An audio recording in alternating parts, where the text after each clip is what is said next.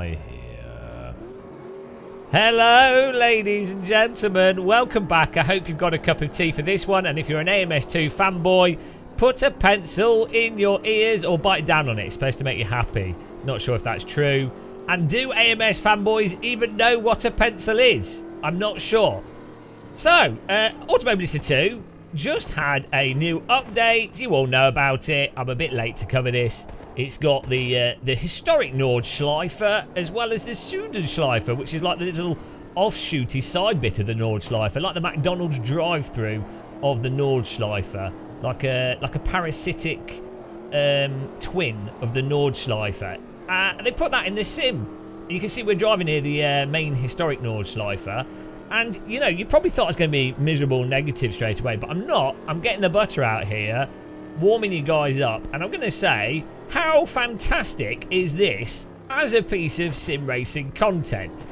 For a multitude of reasons. First of all, we've just bombarded with GT3 all the time on the same 3 tracks, 8 cars, 3 tracks. I mean, GT3, they're not even race cars, are they?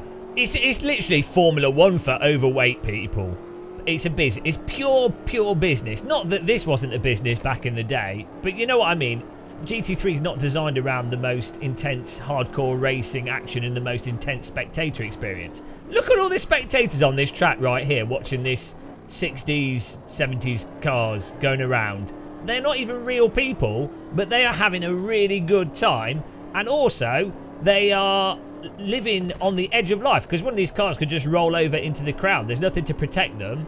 How fun is that as a spectator?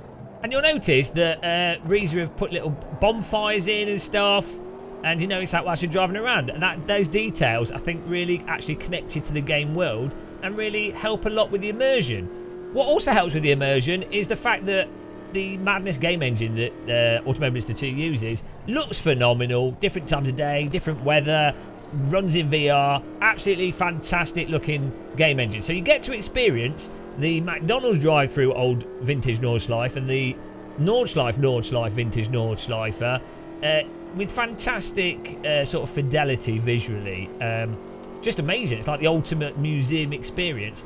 And personally, I really love how you can see where the old track has changed to the new track and the differences. Obviously, the new track has Armco and is still bloody dangerous, but a lot safer than it was back in the day. But you also have slightly different corners and slightly different lines, different cambers, really a different approach. But bizarrely, if you know the new layout, you can kind of jump into this until you get to a corner that's substantially different and you end up in a tree.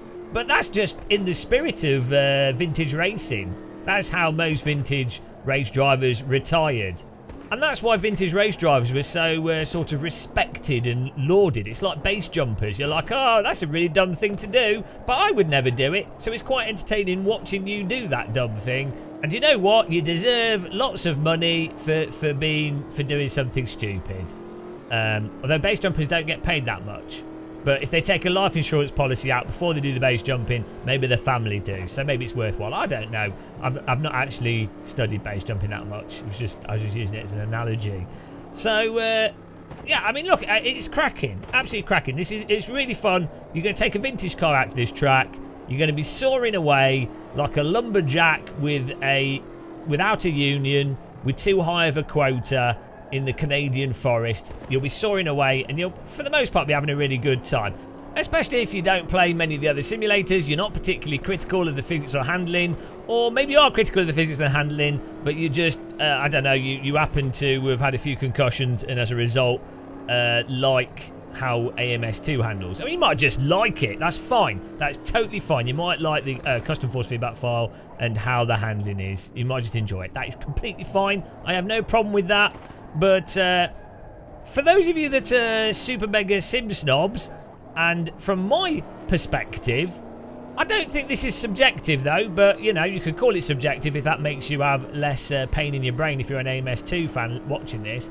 But from my perspective, if you're very experienced with AC1, R-Factor 2, AMS1, Race Room, you know, the fact is, when you play AMS2, especially compared to the original Assetto, like the vintage cars in Assetto Corsa 1, are just on such a level of immersive experience, raw handling and force feedback, connectedness to the road, ply at the limit, subtle balance, subtle details, and the range of vintage cars that you've got in AC1 and all the other stuff. But if you play AC and then drive this, I fiddled around with MS2 a lot. It's just not in the same ballpark, guys.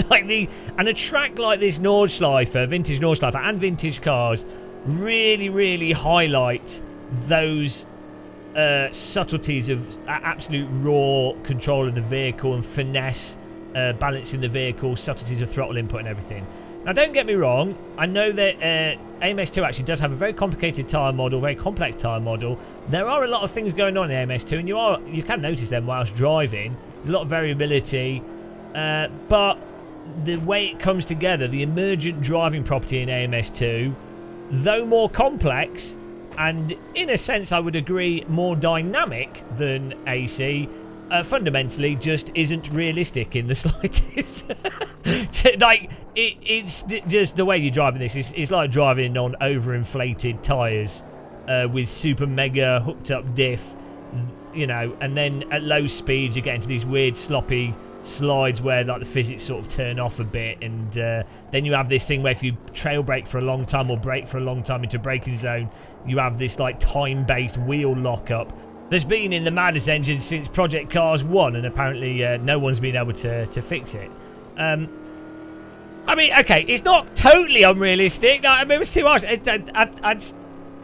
There's different cars in AMS2, some are better than others, but you know, it's just like AC1 is just on such another level, especially for vintage vehicles, and especially when you're pushing them on a track like this that really does test the handling of vehicles. That it's really hard to overlook that from my perspective.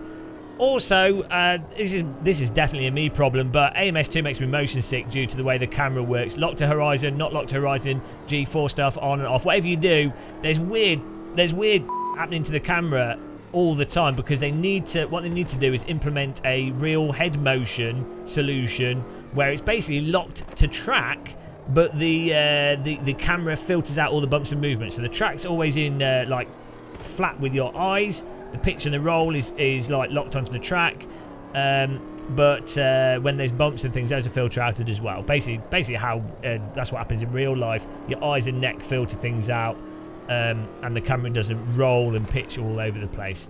I say real head motion pretty much nails that for the most part. But you know, so. This would be better for me personally. This would just be better in AC. It's not in AC though, so if you want to drive it, it's in AMS2, and I think you can have a good time with it.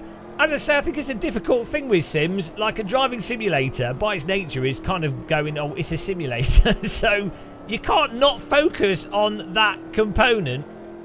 It is relevant, and when another sim does something better, then you're obviously always going to miss it when you're playing another sim that doesn't. And if that thing that it does better is literally the fundamental driving, well, you know, that it becomes problematic.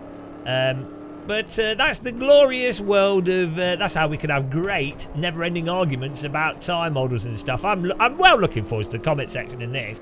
Weirdly, I find people being more quiet since I got 4K I rating, and since Max Verstappen said in the live stream that Assetto Corsa is the best simulator.